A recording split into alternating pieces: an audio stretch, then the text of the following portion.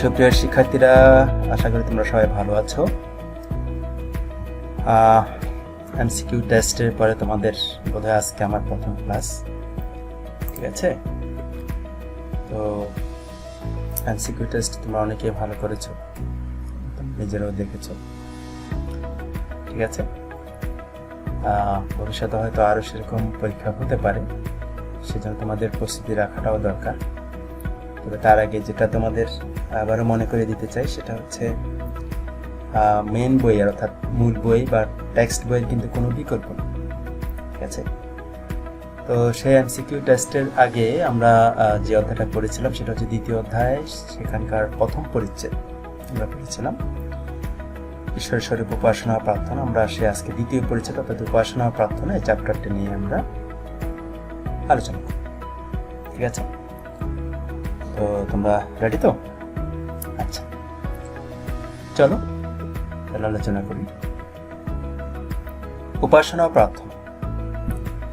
উপাসনা অর্থ তোমার ঈশ্বরকে স্মরণ করা, ঠিক আছে?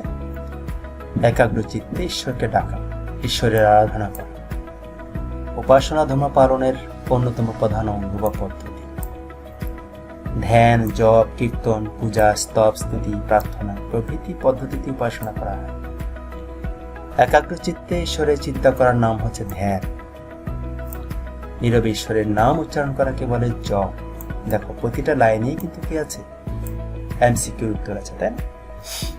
সরবে ঈশ্বরের নাম উচ্চারণ করা বা গুণগান করার নাম হচ্ছে কীর্তন। ঈশ্বরের প্রশংসা করে তার নাম উচ্চারণ করাকে বলা হয় স্তব বা স্তুতি। তাহলে কখন ধ্যান, কখন জপ, কখন কীর্তন, কখন স্তব স্তুতি, বিভিন্ন পদ্ধতি রয়েছে। একাগ্র চিত্তে যখন তুমি ঈশ্বরের চিন্তা করবে তখন সেটাকে বলা হয় ধ্যান। এই যে তুমি চোখ বন্ধ করে একদম মেরুদণ্ড সোজা করে আমরা যে ধ্যানের যে ছবিগুলো আছে তোমরা দেখেছ আগে, যে আসনগুলো, পদ্মাসন, সুখাসন, যে আসনগুলো তোমরা আগে দেখেছ, সে আসনগুলোতে বসে যেটা করা হয় সেটা হচ্ছে ধ্যান। আর নীরবে ঈশ্বরের নাম উচ্চারণ করাকে বলে জপ। তোমরা অনেকে দেখেছো মালা নিয়েও কিন্তু অনেকে নীরবে ঈশ্বরের নাম জপ করে, হরে কৃষ্ণ হরে কৃষ্ণ কৃষ্ণ কৃষ্ণ হরে। হ্যাঁ, শুনেছ না? তোমরা ইস্কনের ক্ষেত্রে সাধারণত দেখে থাকবে এই ধরনের মালা জপ করার জন্য। শুধু ইস্কন না, এখন সাধারণ যে ধর্মাবলম্বীরা রয়েছে তারাও কিন্তু এখন ইস্কনের সেই সদস্যদের মতো তারাও কিন্তু এখন মালা দিয়ে কিন্তু তোমার শ্রীকৃষ্ণ কীর্তন নাম জপ করে, তাই? সরব ঈশ্বরের নাম উচ্চারণ করা বা গুণগান করার নাম কীর্তন। এই যে আমরা হরে কৃষ্ণ নাম সজোরে সরবে যে রাস্তায় ঘাটে মন্দিরে আমরা যেটা করি, গুণগান করি, উচ্চারণ করি, সেটাকে বলা হয় কীর্তন। আর ঈশ্বরের প্রশংসা করে তার নাম উচ্চারণ করতে বলা হয় স্তব স্তুতি, যেটা আমরা মন্ত্র বা এই ধরনের স্তুতির মাধ্যমে আমরা পূজা অর্চনা করে থাকি। উপাসনা করলে দেহ মন পবিত্র হয়। উপাসনার সময় আমরা ঈশ্বরের প্রশংসা করি, তার আশীর্বাদ প্রার্থনা করি, সকলের কল্যাণ কামনা করি। উপাসনা দুরকম, একটা হচ্ছে সাকার উপাসনা, একটা হচ্ছে নিরাকার উপাসনা, ঠিক আছে? প্রথমে দেখো সাকার উপাসনা। সাকার অর্থ হচ্ছে যার আকার বা রূপ আছে। আকার বা রূপের মাধ্যমে ঈশ্বরের আরাধনা করাই হচ্ছে সাকার উপাসনা, ঠিক আছে? বিভিন্ন দেব দেবী রয়েছে, যেমন ব্রহ্মা, বিষ্ণু, শিব, কালী, দুর্গা, লক্ষ্মী, সরস্বতী। এগুলো ঈশ্বরের সাকার রূপ। আমরা ঈশ্বরকে দেব দেবীর প্রতিমা রূপে এবং অবতার রূপে উপাসনা করি। আর এই উপাসনায় ভক্ত ঈশ্বরকে সাকার রূপে কাছে পায়, তাকে পূজা করে, তার নিকট প্রার্থনা করে। হ্যাঁ, এদের সবার মূর্তি বানিয়ে আমরা সামনে বসে কান্না করি, অনেক কিছু চাই, তাই না? প্রতিমা বানিয়ে সাকার উপাসনা বলা হয়। আর নিরাকার উপাসনা হচ্ছে ঈশ্বরকে, নিরাকার উপাসনায় ভক্ত নিজের অন্তর ঈশ্বরকে অনুভব করে। কোনো আকার নেই, সামনে কোনো কিছু নেই, ঈশ্বরের নাম জপ করে, অর্থাৎ নীরবে ঈশ্বরের নাম মনে মনে উচ্চারণ করে, ঈশ্বরের নাম কীর্তন করে। সাকার উপাসনা যেখানে সেখানে করা যায় না, কিন্তু নিরাকার উপাসনা যেখানে সেখানে তুমি এই উপাসনাটা করতে পারো, তাই না? কারণ সেখানে কোনো প্রতিমার প্রয়োজন নেই, সেখানে কোনো মূর্তির প্রয়োজন নেই। নীরব ঈশ্বরের নাম মনে মনে উচ্চারণ করে, তার স্তব স্থিতি করে তার নিকট প্রার্থনা জানায়, নিজেরও জগতের কল্যাণ কামনা। উপাসনা পদ্ধতি সাকার বা নিরাকার যাই হোক না কেন, সবই ঈশ্বরের উপাসনা। ধর্মগ্রন্থে বলা হয়েছে নিরাকার ব্রহ্মের প্রয়োজনে সাকার রূপ ধারণ করেন, অর্থাৎ যিনি নিরাকার তিনি আবার সাকার। গীতায় ভগবান শ্রীকৃষ্ণ বলেছেন, আমাকে যে যেভাবে ভজনা করেন তাকে সেভাবে কি পাবেন। সুতরাং ঈশ্বরকে সাকার নিরাকার রূপে উপাসনা করা হয়। নিরাকার রূপে ঈশ্বরের ধ্যান করা হয়, সাকার রূপে তার পূজা করা হয়। সুতরাং ধ্যান, জপ, কীর্তন, পূজা, স্তব, স্থিতি, প্রার্থনা প্রভৃতি আমরা ঈশ্বরকে উপাসনা করি। উপাসনাটি নিত্যকর্ম, প্রতিদিন উপাসনা করতে হয়। প্রতিদিন সকাল, দুপুর ও সন্ধ্যায় 3 বার ঈশ্বরের উপাসনা করা করতে হয়। উপাসনার জন্য আমাদের দেহ মনের পবিত্রতা প্রয়োজন। পরিষ্কার পরিচ্ছন্ন হয়ে উপাসনা করতে হয়। মন্দিরে বা ঘরে বসে উপাসনা করা যায়।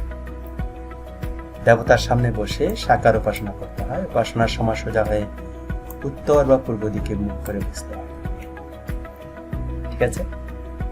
তাহলে ভগবান শ্রীকৃষ্ণ যা বলেছে, আমাকে যেভাবে তুমি ভজনা করো আমি সেভাবে কিন্তু তোমাকে কৃপা করো, তাই না? অর্থাৎ সাকার ভাবে হোক বা নিরাকার ভাবে হোক। এখানে 2টো আসন আমি এর আগে বলেছিলাম, পদ্মাসন এবং সুখাসন। পদ্মাসন দেখো, পা দুটো একদম পদ্মের ফুলের মতো উপর দিকে দেওয়া হয়েছে। আর সুখাসন, ডান পাটা উপরের দিকে, বাম পাটা নিচের দিকে। ঠিক আছে? অনেকগুলো আসন রয়েছে, তার মধ্যে সুখাসনটা হচ্ছে প্রত্যেক আসনের শেষে যে আসনটা করা হয়।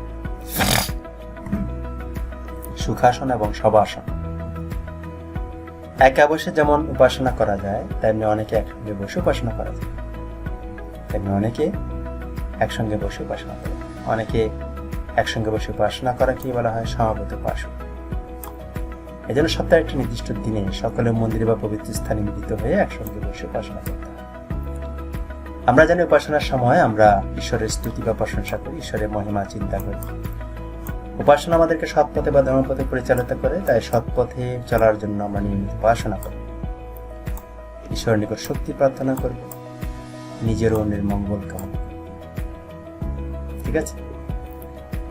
প্রার্থনা হচ্ছে ঈশ্বরের নিকট কিছু চাওয়া। ঈশ্বরের বিশ্বের সর্বময় কথা, যেহেতু তিনি করুণাময়, তার উপর তার দয়ার উপরে যেহেতু আমাদের সবকিছু নির্ভর করে, তাই ঈশ্বরের নিকট আমাদের প্রাণের আবেদন জানাই, তার কাছে নিজের মনের মঙ্গল কামনা করে ঈশ্বরের কাছে কিছু চাওয়াই গিয়ে বলে প্রার্থনা। উপাসনা একটা অঙ্গ হলো প্রার্থনা। উপাসনার সময় ছাড়াও আমরা ঈশ্বরের নিকট প্রার্থনা করতে পারি। কোনো শুভ কাজের পূর্বে আমরা ঈশ্বরের নিকট প্রার্থনা জানাই। আবার কোনো বিপদে পড়লে বিপদ থেকে মুক্তির জন্য আমরা ঈশ্বরের নিকট প্রার্থনা জানাই। ঠিক আছে? আচ্ছা, এবার আমরা কিছু মন্ত্র দেখি বা শ্লোক পাঠ করি। বেদের মন্ত্রটা একটু দেখি। এটা ঋগ্বেদের মন্ত্র। সবিতা পশ্চাতাৎ, সবিতা পুরস্তাৎ, সবিতোরাত্তাৎ, সবিতা ধরাত্তাৎ, সবিতা নো শুভোতু, সর্বতাতিম সবিতা নো রাশতাম দীর্ঘমায়। ঋগ্বেদের মন্ত্র। অর্থ হচ্ছে কি পশ্চিম দিকে, কি পূর্ব দিকে, কি উত্তর দিকে, কি দক্ষিণ দিকে, সূর্যদেব আমাদের পরিপূর্ণতা দিন, সূর্যদেব আমাদের পরমাণু। ঠিক আছে? এখানে সূর্যের গুণগান করা হয়েছে, বুঝতে পেরেছ? ওকে, 8টা মন্ত্র আমরা যাই। উপনিষদের মন্ত্র। যুক্তায় মনুষা দেবান সির্বতো সুবর্ষত ধিয়াদিবম বিহজ জ্যোতি পরিষৎ সবিতা পশুবাতিতান। 17 উপনিষদের মন্ত্র এটা বা শ্লোক। অর্থ হচ্ছে, সূর্যদেব আমার মনকে পরমাত্মার সঙ্গে যুক্ত করুন। পরমাত্মাভিমুখী ইন্দ্রিয়গুলিকা জ্ঞানের দ্বারা সেই পরমাত্মাকে উপলব্ধি করার শক্তি। এটাও কিন্তু সূর্যদেব, অর্থাৎ সূর্যকে প্রার্থনার মন্ত্র। ঠিক আছে? সূর্যের কাছে কামনা করা, প্রার্থনা করা। এ পাশে একটা গীতার মন্ত্র দেখি, গীতার শ্লোক। অনেক বাহুদর বক্ত্রনেত্রম পশ্যামি ত্বাম সর্বত অনন্ত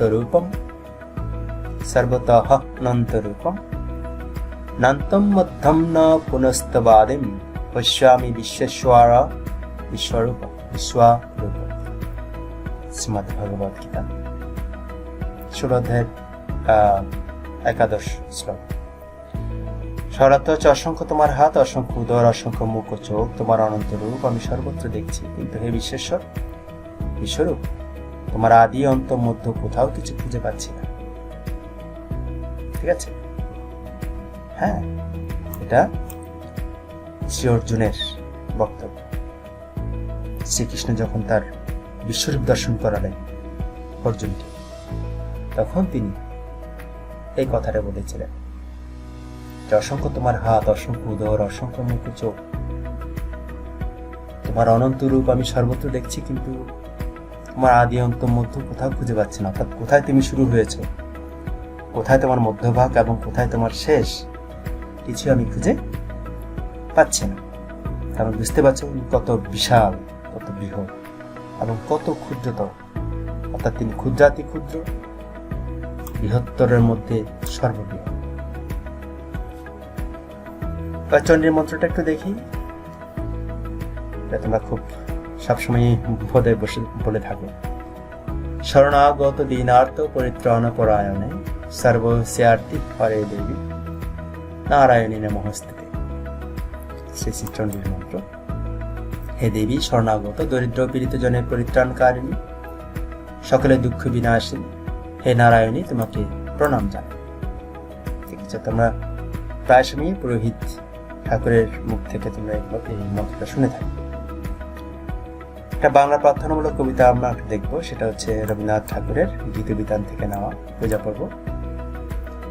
গাবো তোমার সুরে দাও হে বিনা যন্ত্র, শুনবো তোমার বাণী দাও সে অমর মন্ত্র, করবো তোমার সেবা দাও সে পরম শক্তি, চাইবো তোমার মুখে দাও সে অচল ভক্তি, সইব তোমার আঘাত দাও সে বিপুল ধৈর্য, বইব তোমার ধ্বজা দাও সে অটল স্থৈর্য। অনেক বড়, এটাকে সংক্ষেপ করে দেওয়া হয়েছে।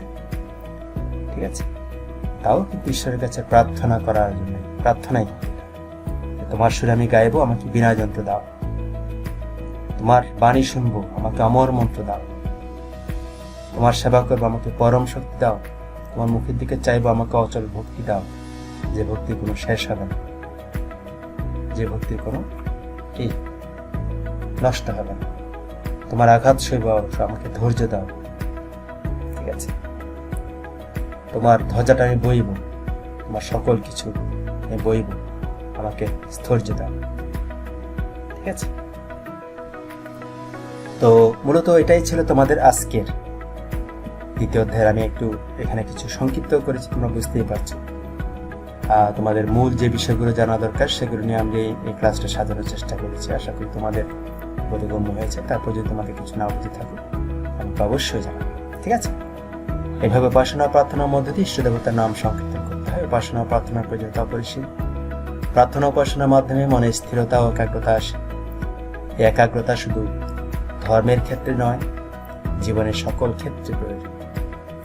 উপাসনা প্রার্থনা করে আমরা শত ধার্মিক হতে পারি, আর আমরা সকলে ধার্মিক হলে আমাদের সমাজ শান্তিপূর্ণ হবে, আমরা সকলে ভালো থাকবো। তাই সকলের মঙ্গলের জন্য আমরা প্রার্থনা করব। ঠিক আছে, তো আজ এ পর্যন্ত। বাড়ির কাজ হিসেবে এই অধ্যায়ের সকল কষ্ট করে পরবর্তী একসাথে দেওয়া। ঠিক আছে, ভালো থেকো, সুস্থ থেকো এবং নিরাপদে থেকো, এবং অবশ্যই অন্য ক্লাসে যুক্ত থেকো। আশীর্বাদ ব্যক্ত করে আজকে বিদায় নিচ্ছি। Thank you, see you and ta-ta.